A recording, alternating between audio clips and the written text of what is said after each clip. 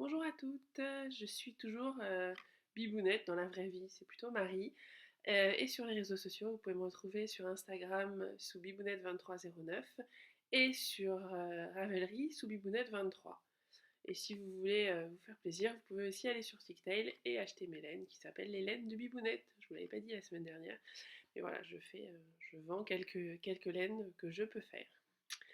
Je voulais commencer par vous remercier pour la façon dont vous avez accueilli la première vidéo. Je m'y attendais pas du tout. J'ai eu pas mal de vues, des très gentils commentaires. Donc a priori la teinture vous intéresse. Donc je vous avais promis une deuxième vidéo cette semaine pour vous montrer la partie un peu moins fun de la teinture, à savoir la remise en écheveau. La semaine dernière, on a fait des trucs sympas, on a patouillé, tout ça, vous avez vu. Je vous montrerai d'autres façons de patouiller, mais ça fera l'objet d'autres vidéos.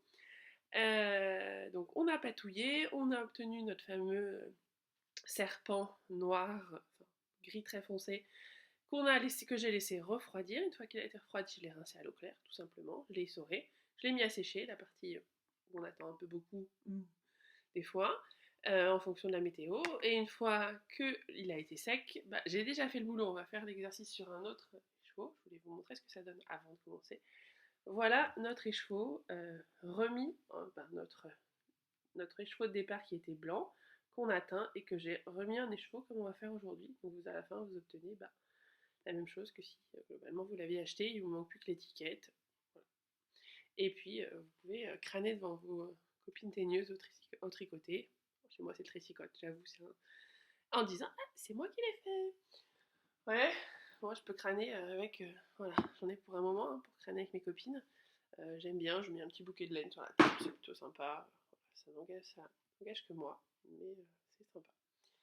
Voilà, donc, si on reprend de là où on était. Donc là où on en était, c'est un autre écheveau qu'on va faire. Il est voilà, rose avec des points plutôt vert noir. Voilà, il s'appelle rose moucheté de mémoire. Voilà, je vous le montre, vous l'avez. Donc voilà ce que ça donne non rescainé. Donc c'est aussi, je vous montre avec des couleurs parce qu'on voit vraiment la différence entre avant le travail et après le travail. Donc ce qu'il va falloir faire, c'est prendre ce joli petit écheveau, le mettre sur le dévidoir. Je vais juste changer l'ample, vous allez me voir, mais voilà, vous allez surtout voir le dévidoir chez moi qui est en bois, chez d'autres qui peut être en plastique, ça s'achète sur internet, c'est assez facile à trouver. Et puis l'autre objet, je vous montrerai en un peu plus gros, qui est le bobinoir. Premier exercice. Donc la première chose qu'on va faire, c'est prendre notre écheveau qui est là et le faire. Alors je prends, j'ai déjà utilisé, désolé, c'est celui que je tricote en ce moment, et en faire un cake. Voilà. Donc première chose à faire, c'est ça. Donc pour faire ça, c'est relativement simple. Je tourne encore un peu. On va déjà prendre notre écheveau et hop, aller le mettre, pardon pour le bruit, aller le mettre sur notre dévidoir. Hop, on prend notre écheveau et je vais tourner un peu plus, ce sera encore mieux. Je vais faire mon dévidoir et j'en tiens en bout. Et on va le poser sur le dévidoir comme ça. Hop, il faut qu'il soit plutôt bien tendu. Là c'est le cas.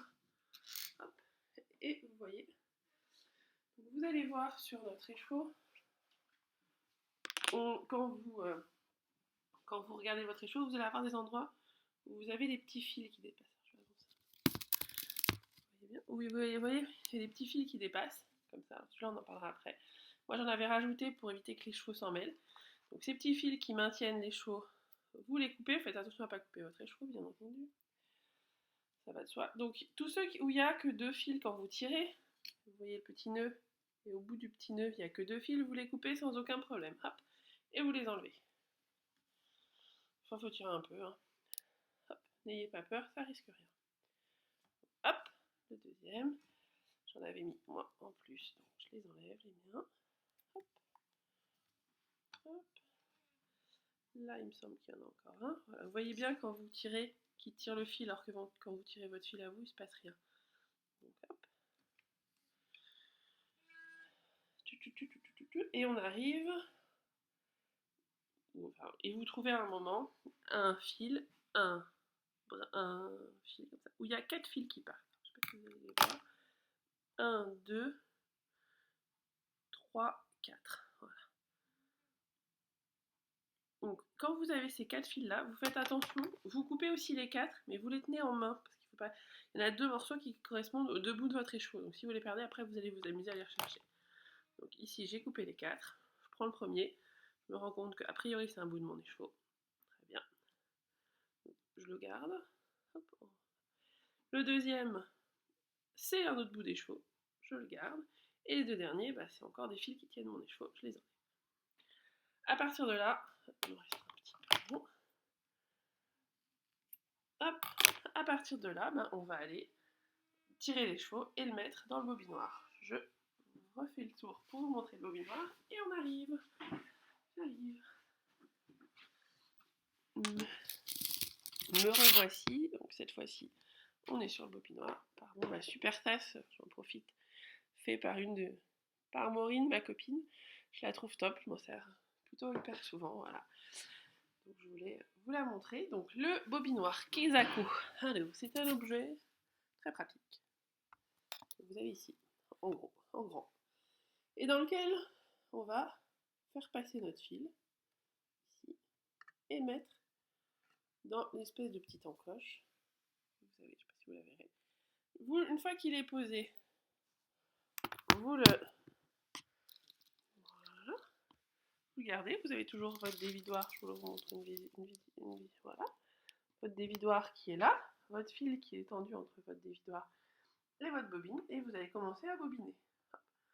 Au début, moi, je tire un peu pour pas, voilà, pour pas que ça se barre, pour pas que ça s'en aille, parce que c'est de là que je commencerai tout mon tricot du milieu. Et après, normalement, je peux commencer à bobiner, sauf quand j'ai oublié un petit fil. Vous le voyez, ça retient, non? Voilà. Et là, bah, je peux commencer à bobiner. Moi, je tiens toujours mon fil, malgré tout. Ça fait un cake plus propre. Et après, des fois, il y a des nœuds. Comme là, il y a un nœud parce que mon écheveau n'a pas été parfaitement fait ou a un peu bougé dans le... Donc je défais, j'enlève mon nœud et je remets sur mon bobinoir. Et je continue. Donc ce qu'on va faire, c'est que je vais le faire en accéléré. Voilà, et je vous retrouve après, une fois que j'ai obtenu mon joli cake. Et comme ça, on se retrouve et on fait la suite. Coucou, on se retrouve. Alors j'ai un petit problème technique la vidéo d'avant, donc je vous ai repris un cake qui était déjà fait pour vous montrer comment on bobine. Celui qu'on avait tout à l'heure est déjà en écheveau, mais la vidéo n'a pas marché. Voilà, je vous raconte ma vraie vie. Voilà, ma vie de essayeuse de faire des vidéos. Donc on prend ce cake, on a le bout qui est ici, enfin le milieu, cake avec le fil du milieu. Et puis on va le mettre en écheveau pour le rendre tout beau, tout neuf, comme si on l'avait acheté au magasin. Alors pour ça, moi j'aime bien avoir mon dévidoir très très large. J'aime les écheveaux très très longs. Chacun après fait comme il a envie. Donc, je monte l'écheveau. Donc, moi j'aime bien, je coince toujours mon écheveau entre les pales, entre les pales du dévidoir pour que ça bouge pas. Donc je fais jamais la même chose, un petit 8, un petit truc comme ça. Voilà. Ce qui fait qu'ici il est coincé. Et je peux commencer à tourner et à faire mon écheveau. Hop là. Alors, il y a des fois des petits nœuds dans la bobine que je viens de faire, dans le cake que je viens de faire, mais il suffit après. Voilà, de bobiner. On a fait un premier tour, 2 tours, 3 tours. Ce que je vous propose, c'est de faire comme pour le cake, un petit accéléré, et on se retrouve une fois que l'écheveau est fini. Voilà, donc comme vous voyez, sur le bobinoir, la totalité de l'écheveau est bien dessus. Donc maintenant, il va falloir arrêter les fils pour qu'on soit tranquille et que ça ne bouge plus. Donc pour ça, vous prenez le petit bout de la fin de l'écheveau et on va aller l'attacher avec un bout de laine basique. Hein, hop. pardon pour le bruit, un petit bout de laine basique, vous faites un petit 8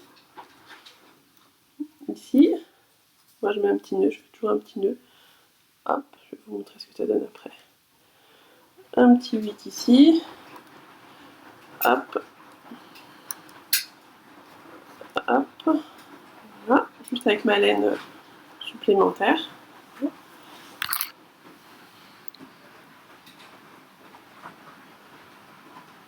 Voilà, je pense que là vous devez le voir. Et puis là-dessus, je rajoute mon petit morceau de laine, de bout de laine, et je refais un petit nœud. Ce qui fait que ma laine est attachée.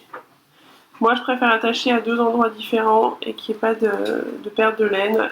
Après, voilà, on peut aussi couper la laine et faire simplement un seul arrêt. Moi je préfère en avoir 2. Chacun, voilà. Et puis je reprends ici le petit bout du début que j'avais entortillé pour que ça tienne. Il est ici, je le récupère, je vais le voir tomber, il est là. Et je fais la même chose, je vais l'attacher à mon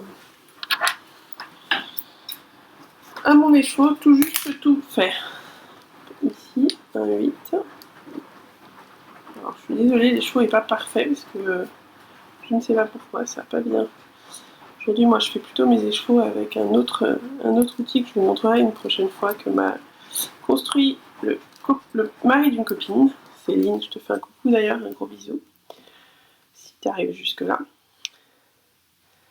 Et voilà, et j'attache mon petit bras, je l'ai fait un peu tôt, un peu de perte, 10 cm de fil de perdu, c'est pas non plus. Voilà, je recoupe. Et il ne reste plus qu'à vraiment plier les chevaux. Alors, là, vous pouvez lâcher votre bobinoir, ça risque plus rien, votre écheveau, il est fait. Vous le sortez du bobinoir, voilà. Et puis après, bah, je vais vous le faire, vous l'entortillez. Alors là, l'écheveau n'est pas parfait. Voilà, vous l'entortillez bien. Pardon, je ne fais pas dans la caméra, c'est pas bien. Et une fois que je l'ai entortillé une première fois, je mets sur mon écheveau pour avoir à peu près la moitié. Vous allez voir que ça s'entortille tout seul. Bon, ça s'entortille, mais c'est pas encore très très serré. Bon, on se remet dans les trous et on entortille encore plus. Alors, hop, on entortille. Et à chaque fois qu'on a bien entortillé, je ne sais pas si vous le voyez, hop, là, on entortille et on détend pour faire descendre l'entortillement. Voilà. Et après, à la fin, pour terminer, on passe l'un dans un trou dans l'autre. Et là, on a un écheveau. Alors celui-là n'est pas parfait, je vous dis pas. Mais voilà, votre écheveau est fait. Presque comme si vous l'aviez acheté au magasin. Alors pour finir, je voulais juste vous faire un petit... vous montrer ce que je suis en train de tricoter, parce que je suis certes, mais au départ je tricote quand même. C'est un peu mon plaisir, et surtout j'ai eu une copine au tricoter qui m'a demandé ce que ça donnait quand on faisait des laines comme celle-là, qui a plein de couleurs, et qui dans la vraie vie est rayée.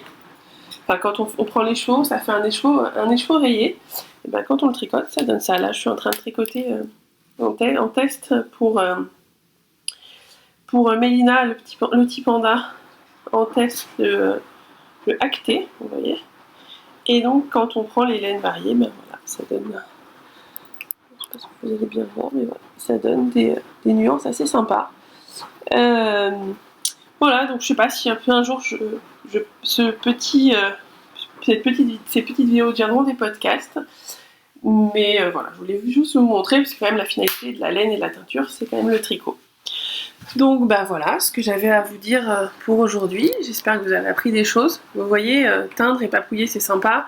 Quand il faut remettre en cake et après remettre en écheveau, c'est un peu plus long. Mais voilà, ça reste une partie du boulot qu'il faut faire. Voilà, bah écoutez, j'espère que ça vous a plu cette seconde fois, un peu moins sympa, je l'avoue. Et puis on se retrouve pour que je vous donne d'autres astuces, peut-être comment on fait les rayures ou comment on fait les petits points. Dites-moi s'il y a des choses que vous voulez savoir. Et puis d'ici là, je vous souhaite une bonne journée, un bon dimanche.